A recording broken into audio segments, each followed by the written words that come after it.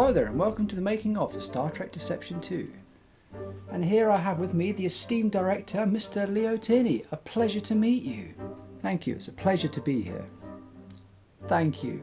And before we begin, I was wondering if you could tell us a little bit about the production for Star Trek Deception 2 and how the project came about. Well, Star Trek Deception 2 is a Star Trek fan film, a sequel to another fan film we created back in 2013, which was just two characters on a runabout transporting a Klingon spy to Federation security. In Star Trek Deception 2, it follows on from that story that the Federation ship has caught up with that signal and has led them to a nebula. So this film, it's going to have a bit of probably a bigger budget than the original. There's more actors in the film. There's more sets. It's a longer story time. There's should be more excitement, more interesting story.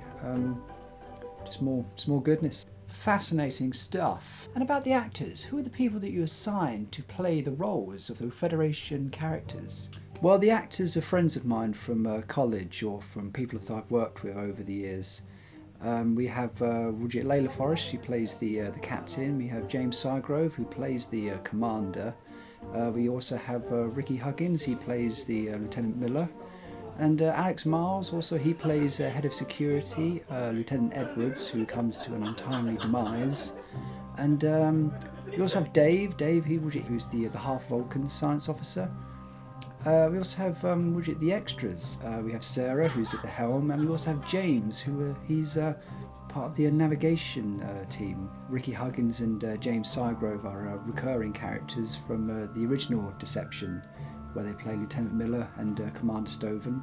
It was good to have them back in their original roles because now it's a continuing story, so it helps add a bit of foundation for the story to progress. And also the Klingon characters. How did you go about finding the actors to play them? The Klingon actors, yes, they were part of Stu Lucas's, the original Klingon in Deception 1. They were part of his Klingon comrades that allowed to, or that were really interested in being in this sequel. So we got Mark playing the son of General Karloff, which was great because his towering presence was a great addition to the filming crew. We also have Wayne and we also have Neil, Nobby. They play part of the bridge crew, the tactical and navigation, helm kind of stuff. And we also have Dave. He plays the Klingon spy or the Klingon prisoner that they interview at towards the start of the film and finds himself flushed out into space. We also have Trevor, who plays the Klingon guard, who leads the Klingon spy to the bridge so that Torak can interrogate him or interview him.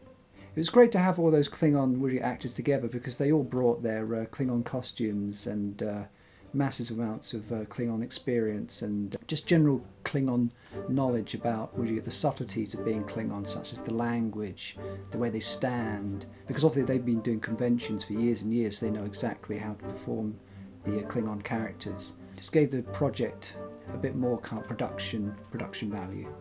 And the visual effects, how did you go about doing those things? Well, the visual effects, there was many different types of visual effects. We have obvious space sequences with ships flying around, nebulas, phasers, explosions, that sort of thing.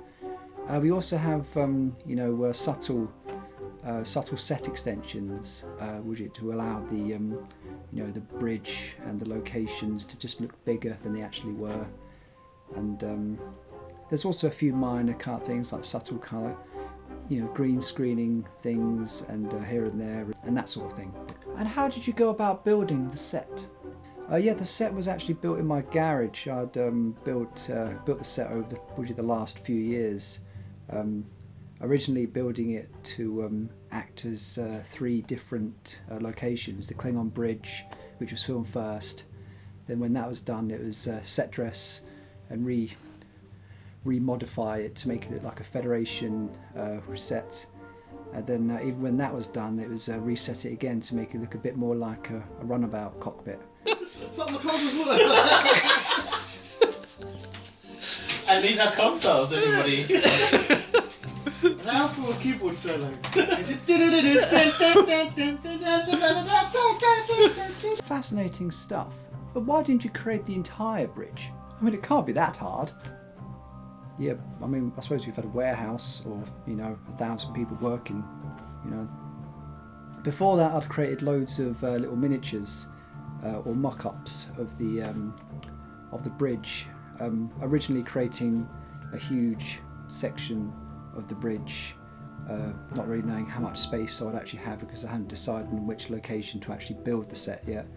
And so I built the entire bridge just to kind of see how much wood and materials I'd actually need to create the bridge itself.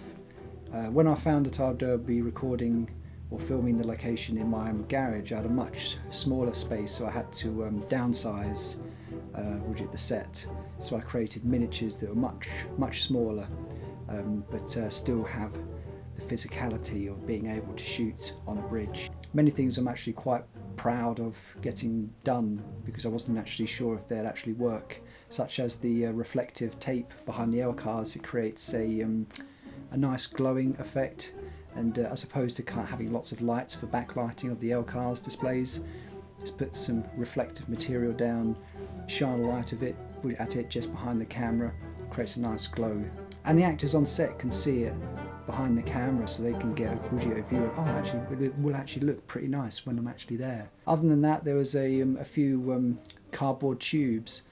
Get a few cardboard tubes, paint them grey, stick them on the wall, and it looks like a little com panel or something like that. Or the door wasn't actually a real door, it was just wood painted to make sure it was looking like a door. Add a few curved bits around it. Add a little kind of buzzer so you can press a button to open the door, and it looks like a door. There was also the ship's plaque. I really wanted to add something kind of like, custom. Yeah, that's got all the actors' names on that, and it's a nice little kind of like in-gag for the actors on set to see while they were shooting. For the Klingon bridge, there was a batleth on the wall, which was just a wooden batleth that was on there. A very dark bridge, trying to keep it a bit moody, a bit more kind of like Klingon-y rather than Federation, which is all bright. We used created a quarter of the bridge with the intention of one side of it was green screen, so we had the intention of kind of then flipping that part of the bridge, so it created a much wider sense of scale, pretty much. But and hats off to the actors who were able to kind of perform to literally a green wall, expecting that their kind of other actors will be on, or other characters will be on the other side of that wall performing back to them. So it's quite hard for them to kind of like get that all figured out. And also the music. Could you tell me a little bit more about the soundtrack to Deception? Oh yes, the music was created by C.S. Watterson. He's a master in his field.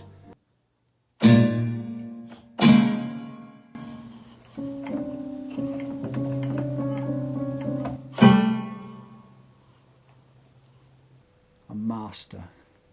And how long did this film take to make? Well, Deception 1 was completed in 2013, and literally just after that I was creating story ideas and creating miniatures and just set props, just to kind of, just slowly ticking away, coming up with a story, a script, production, trying to gather together actors, creating previs. There's an entire previs in the entire film that I tried to kind of stick to, so it gave me a full idea of what film I would be making. But yeah, it was a bit of a beast. I'm curious about the budget for this film. How much did it cost to make, and where did those funds end up going? Well, originally on Deception 1 we used Kickstarter to fund most of the film, which was good. But for this one, it all came out of my own pocket. I literally kind of like spent all my kind of own money on this film, paying for kind of like materials, equipment, new cameras, new lights, new audio equipment. I have a particularly large hatred for people who wear glasses in the 24th century. What? Why would Lieutenant Edwards in the film be wearing them? Well, there's multiple reasons why he'd want glasses. I mean, James T. Kirk was allergic to the medicine that corrected his eyesight. There might even be personal reasons, like he maybe doesn't want a mechanical eye, or something. You don't know. Oh, nice. So what original Trek storylines inspired you while writing the story for Star Trek Deception? Well, this film, I always imagined it was set before the Duras sisters created the Klingon Civil War, so I can't always imagine the Torak and his other kind of renegade Klingons were always being manipulated. That's why we at the end we have the Romulan to create that aura of mystery, just to kind of lead into that. But, so what was the outcome that you hoped to achieve while creating these Star Trek Deception films?